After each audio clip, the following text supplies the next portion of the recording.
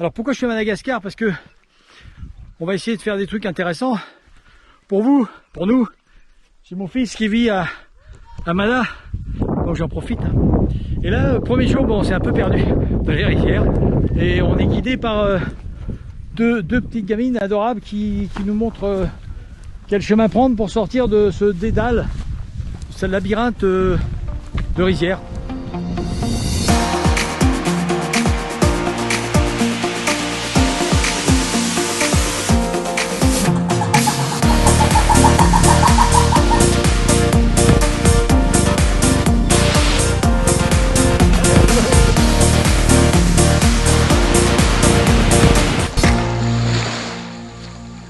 Tana, oui, un petit coup d'allègement pilaire, ça fait du bien. Bon, je suis en plein centre de Tananarive, dans les escaliers, sur les escaliers qui descendent vers le marché d'Annaleken. Voilà, on voit les escaliers en face, mais on va aller faire un tour dans le marché. C'est parti. Alors j'ai remarqué un truc, il y a plein de marchands de tampons. Je ne sais pas pourquoi il y a autant de marchands de tampons, parce que il y en a là, il y en a là aussi. Bien. Voilà, les marchands de tampons, je sais pas ce qu'ils foutent avec les tampons, c'est la grande mode des tampons quoi.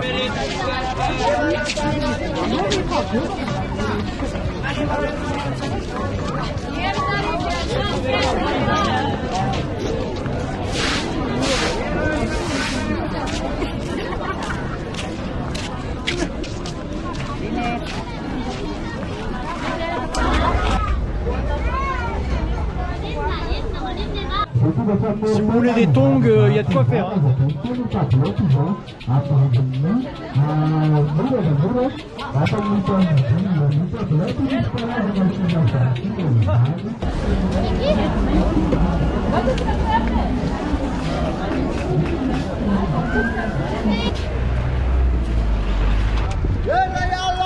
Oh. Là je suis sur le marché de l'artisanat. Il y a un truc qui est spécial à Madagascar, c'est le bois pétrifié ou le bois silicifié. Alors le bois pétrifié, on va faire une petite parenthèse ici, je vais vous parler de ça. Ça date du Mésozoïque. Alors le Mésozoïque, c'est 220 millions d'années, on appelle ça l'ère secondaire. Cette ère secondaire se situe entre le Paléozoïque et le Cénozoïque, qui est la période où on a ramassé le plus de fossiles. Hein. C'est la période où il y avait les dinosaures, où il y avait les reptiles marins, les reptiles volants, où il y avait les dinosaures. Donc c'est quand même assez ancien. Et ce que je vais vous montrer, ce sont des arbres silicifiés, c'est-à-dire des arbres qui sont devenus fossiles et qui ont peut-être vu, ces troncs d'arbres ont peut-être vu des dinosaures passer devant eux. Alors, par exemple, je vous en montre un, voilà, c'est des arbres comme ça. Alors on dirait un tronc d'arbre, mais quand on ouvre, vous voyez, c'est de la pierre. C'est complètement silicifié. Voilà. C'est les grandes périodes de la séparation de la Pangée, où il y avait beaucoup de volcans, beaucoup d'éruptions, beaucoup de mouvements tectoniques, et ça a entraîné forcément des grosses inondations, des torrents de boue, de la cendre volcanique qui s'est déposée. Et ces troncs d'arbres, il y a des grandes forêts d'Oracarias, des grandes forêts d'arbres gigantesques. Tous ces arbres ont été engloutis par la boue, par les cendres. Et tout doucement, la silice est infiltrée, molécule par molécule, à l'intérieur de ces troncs d'arbres. Et ces troncs d'arbres sont devenus de la pierre, comme on voit là, voilà. Alors il y a encore ici, à Madagascar, c'est très connu, hein, il y en a aussi en Birmanie, il y en a aussi en Arizona, il y en a un peu partout dans le monde. Hein. Mais il y a quand même des endroits qui sont réputés pour ça. Et il y a plusieurs couleurs, ça dépend des pierres qui se sont incrustées à l'intérieur. Et vous allez voir, je vais vous montrer carrément des tranches d'arbres. Avec, on voit encore l'écorce autour, mais c'est des tranches de pierre. Ça, je trouve ça fabuleux, en pensant que ces arbres et ces troncs et ces écorces qui sont encore, on les voit, ces écorces ont peut-être vu les dinosaures, encore une fois, et les ptérodactyles en train de voler, voilà, ou étaient au bord d'un fleuve ou d'une mer, où il y avait les fameuses ammonites qui se déplaçaient. Allez, je vais vous montrer ça. Donc c'est pas très bien éclairé, je suis avec Lala, ici présent, qui est un marchand ici dans le magasin d'artisanat, et avec Fela, avec moi aussi, qui est aussi dans le magasin d'artisanat et qui vend ces fameux arbres silicifiés. Alors, on a ici des tranches carrément, je peux prendre, on a carrément des tranches entières d'arbres, regardez comme ça, extraordinaire, hein. Voilà. Tout ça c'est de la pierre, hein. Mais on aperçoit l'écorce de l'arbre. Alors ils font des cendriers, hein, on voit. Oh oui, c'est lourd, c'est lourd. Voilà. Bon, il y a plus petit, il y a plein de tailles, hein. Il y a des plus petites tailles, voilà. Alors c'est extraordinaire parce qu'on dirait vraiment encore un tronc d'arbre à l'extérieur. Puis à l'intérieur, bah, c'est que de la pierre, quoi. C'est de la silice. Pour la décoration, ils font aussi des boules en bois. C'est du bois silicifié, donc on les voit là. Hein. Là, tout ça. Voilà, c'est pas du bois. Et on a l'impression, on voit encore les veines et tout. Tout ce bois-là a vu le temps du Mésozoïque de 220 millions d'années. C'est extraordinaire. Moi, je trouve ça extraordinaire. Je trouve ça fascinant. Donc c'est de la pierre. Hein. On aperçoit encore l'écorce. Et bien entendu, le Mésozoïque, je vous en parlais tout à l'heure, c'est aussi la période des ammonites. Donc on voit ici des ammonites.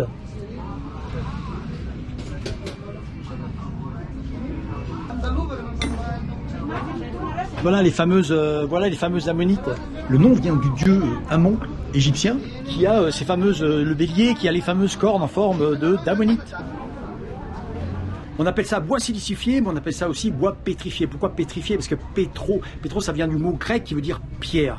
C'est pas compliqué. Et puis silicifié, c'est facile à expliquer parce que ça vient de la silice qui s'est incrustée dans le bois pendant ces millions d'années. Alors il y a différentes couleurs, hein. Il y a aussi du rouge, du orange. On voit pas bien, mais voilà. Pour ceux que ça intéresse, et pour finir, on va donner une idée des prix directement sur le marché. Par exemple, un cendrier comme ceci, il y en a pour 10 euros. 10 euros. Et un plus gros, hein, le plus gros que je pouvais pas soulever tout à l'heure, tellement il est lourd. Voilà. Ça, c'est 20 euros. Il faut le ramener dans la valise quand même. Hein. C'est pas très cher. Hein. Voilà, c'était tout pour le bois silicifié. Pour les passionnés de voitures, on a ici la voiture malgache, un Karenzi, et ça ressemble à une Papamobile. Et effectivement, ils en avaient transformé une en Papamobile quand Jean-Paul II est venu et quand le pape François est venu. Voilà la fameuse voiture malgache. Karenzi. Elle est assemblée ici, hein, il y a beaucoup de pièces qui viennent d'ailleurs, mais voilà la voiture. Attends, c'est incroyable, c'est en bois. Manzana 2, donc ça c'est le modèle 2. Manzana, ça veut dire robuste en malgache, et toujours il y a la tête de Zibu en emblème. Et alors que je me promène tranquillement dans un coin de rue, je découvre un monsieur adorable qui ne fait pas que vendre du charbon à main nue. Regardez et écoutez. J'ai rencontré mon ami musicien qui joue super musique avec 22 cordes, et c'est des cordes de 22 cordes de bicyclette.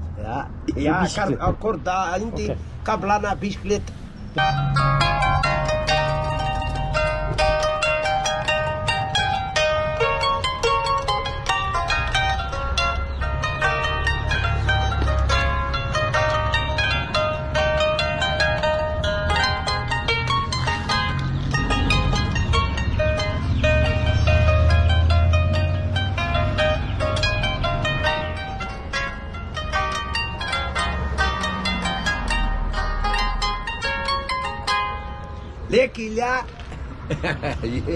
Merci. Okay. Alors petite anecdote en passant, savez-vous que la pétanque est un sport national à Madagascar, au même titre que le cricket en Inde ou le baseball aux USA. Ils ont été champions du monde en 1999 et à nouveau champions du monde chez eux en 2016 lors de la Coupe du Monde qui s'est déroulée à Madagascar. En plein Tana, j'arrive à filmer de près la laverie du quartier. Bonjour. Vous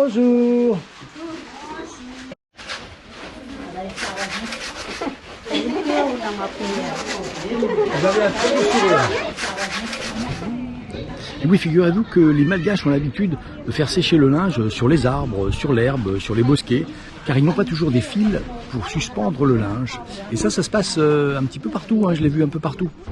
Savez-vous qu'à Madagascar, il y a deux petites choses qui m'ont surprise et qui sont marrantes, c'est deux spécialités, c'est le foie gras et le caviar. Le foie gras, il y a même un restaurant qui s'appelle le coin du foie gras. Mais du foie gras, il y en a partout, parce qu'ils en font. On y va, ensemble. Alors, ça c'est du foie gras entier, ça c'est du foie gras entier. Ah oui. Combien ça coûte ça?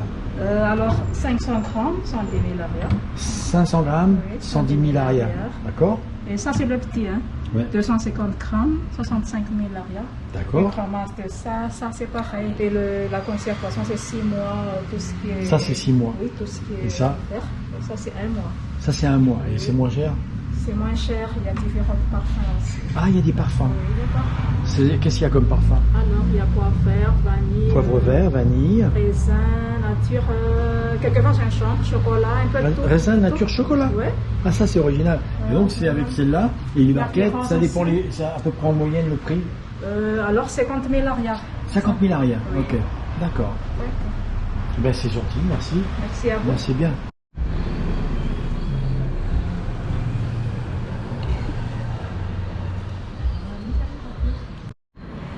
Alors là, j'ai une cuisse de canard. Alors, elle est petite, hein, c'est une petite cuisse de canard, le magret. Et là, une escalope de foie grillée. Voilà.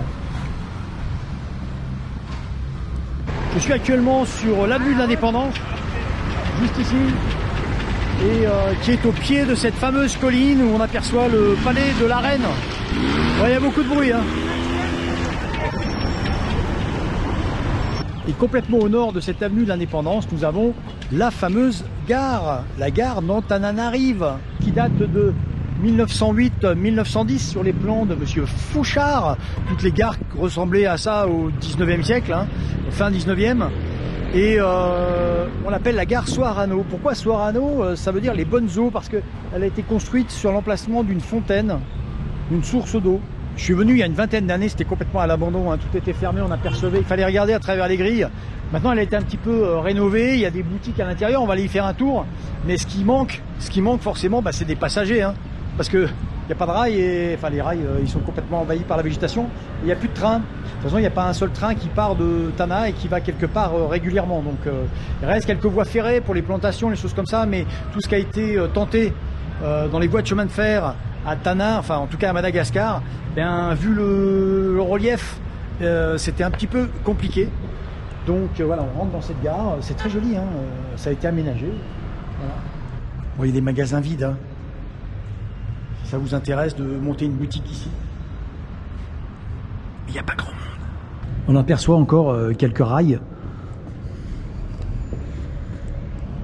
C'était notre petite balade dans le centre de Tananarive, l'avenue d'Indépendance, le marché. Et puis je vous dis à la prochaine fois, prochaine vidéo, prochaine balade à Madagascar. Ciao.